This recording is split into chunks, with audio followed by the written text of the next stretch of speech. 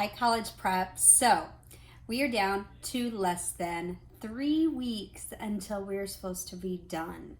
I'm really excited that we've made it. I'm excited that I've had the opportunity to meet with so many of you in the mornings and the afternoons, and even when we've not talked anything really school related, it's been wonderful to get to know you on more of that personal level and to connect with you and just be reminded of just how amazing you are as people and how blessed I have been to teach you. It's been a bittersweet semester for sure, but I want you to know how proud I am of you. I'm proud of your diligence. I'm proud of your character. I'm proud of the people that you truly are. So thank you for allowing me to be a part of your academic experience. I can't wait to see what you do. Moving forward with the last 3 weeks, some things that have popped up. One, college prep portfolio due by Friday. Okay, so get that turned in. Let me know if you have any questions on that. If you want to do a peer review, I really don't know that it's necessary to do a peer review at this point, but if you want to get that turned in and at least give me something to evaluate, that would be good. College prep dual enrollment students. There are 5 of you who are currently dual enrollment. You have 2 things that are requirements. One is the literary analysis research paper. This is my chance to kind of talk a little bit about the literary analysis research paper. And for those of you not doing it, sorry, you're going to sit through my babbling for just a few minutes.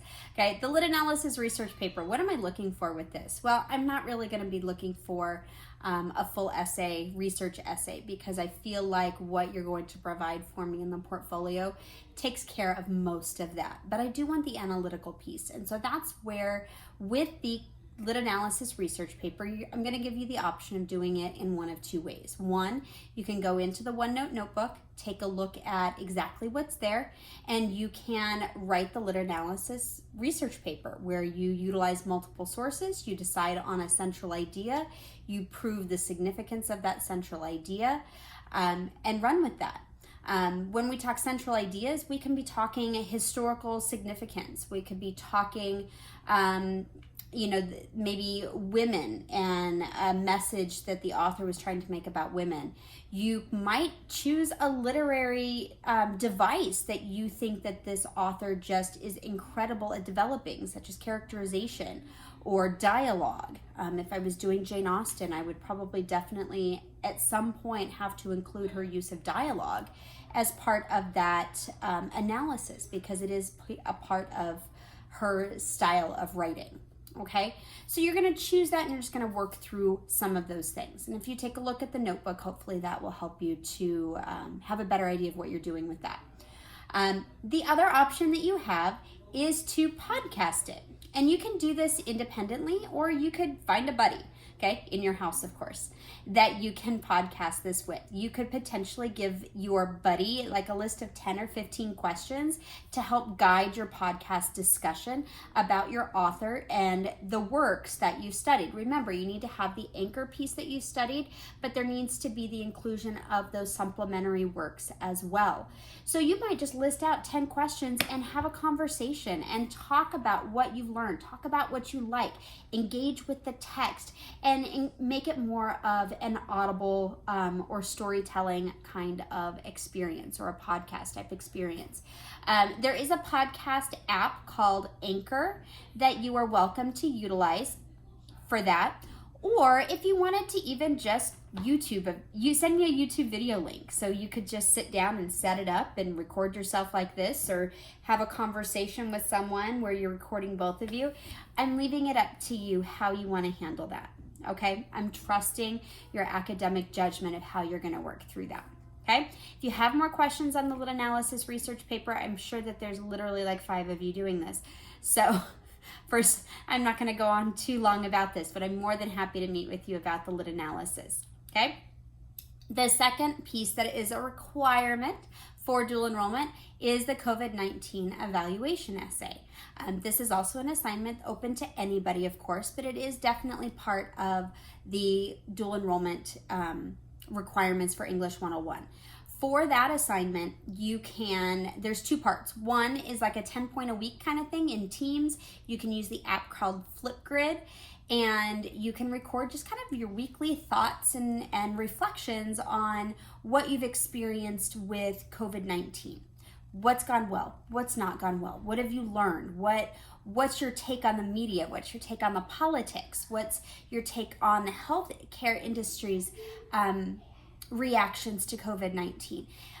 You can talk about it locally, you can talk about it globally, you can talk about it statewide, looking at like what's happening on the Navajo reservation. There's so much that is COVID related that is affecting our neighbors on the reservation that is just interesting to look into. So you can kind of look at that and then just record it as kind of, again, like a vlog, okay? And keep your reflections there. Those are 10 points. Then you're gonna pull it together into an actual essay, a reflection on COVID-19 being a positive and negative, especially as it relates to your learning, to distance learning.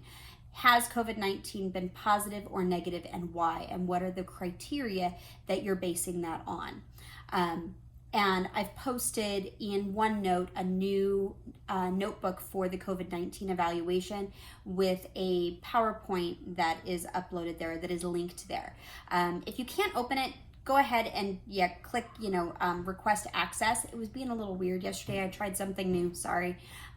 So if you have trouble accessing it, let me know. We'll make sure that you have access to that and listen to the video so that you know exactly what you're doing or have a better understanding of what you're doing with that essay. And again, if you have any questions, please don't hesitate to ask. The third and most fun is Pride and Prejudice. Now, all told, Pride and Prejudice, if you did everything, is probably a total of 5 or 6 percentage points. I can't guarantee that it's that many percentage points because it really does depend on what your grade was prior to.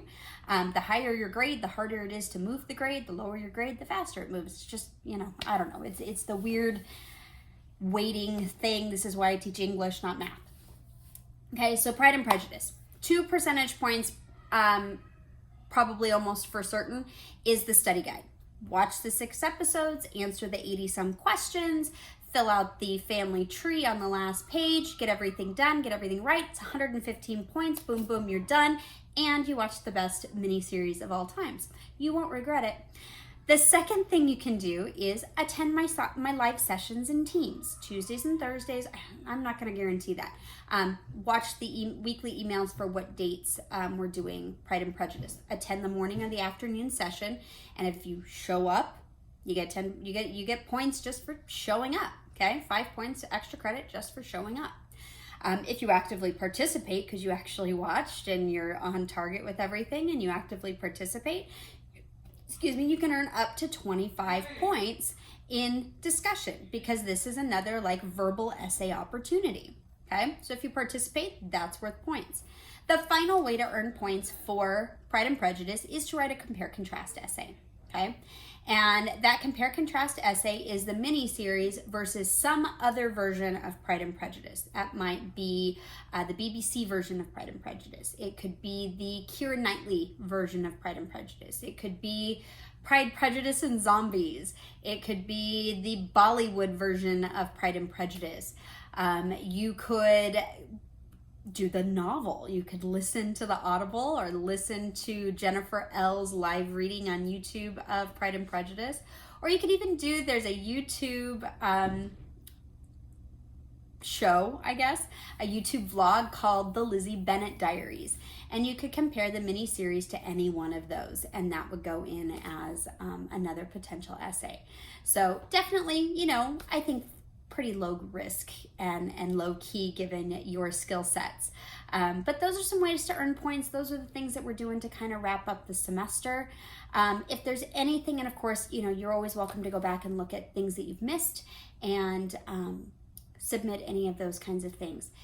Hopefully you're doing well. If you're not, I'd love to hear from you. Don't know that I can fix anything, but I'm always here as a supportive ear, and I'm here to provide resources wherever I can. So please stay in contact, stay in communication, and if nothing else, I look forward to seeing all of you on May 15th. I think it's going to be the 15th. It might be the 14th. watch for Mr. Bauer's emails, but I look forward to seeing you the week of the 15th at Peoria High School as you pick up your caps and gowns, you pick up your yearbook, you pick up your yard sign, and you check out as a senior of Peoria High School. Have a great day.